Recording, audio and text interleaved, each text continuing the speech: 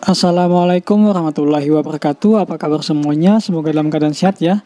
Pada video kali ini aku akan membuat sebuah skuter, yaitu sebuah skuter biasa yang terbuat dari pipa PVC, dan ukuran pipanya ini yaitu ukuran 3/4 ya. Dan di sini ada bagian-bagian kecil juga yang aku buat seperti ini ya. Yang bagian belakang ini dan depan yang ini itu berbentuk seperti pipa juga ya, pipa kecil, agar nanti kalau misalnya ada gesekan antara pipa kecil itu dengan roda jadi tetap berputar ya. Ini yang bagian depannya juga sama ya. Dan bagian depan ini ada cincin juga ya, cincin 2 buah. Itu dari potongan pipa juga. Aku selipkan di situ agar nanti kalau ada gesekan juga dia tidak terlalu keras ya gesekannya. Agar dia mudah dibelok-belokkan walaupun dikasih beban. Dan jika video ini rame, insya Allah jika ada kesempatan nanti aku akan buat versi elektriknya ya, jadi menggunakan baterai.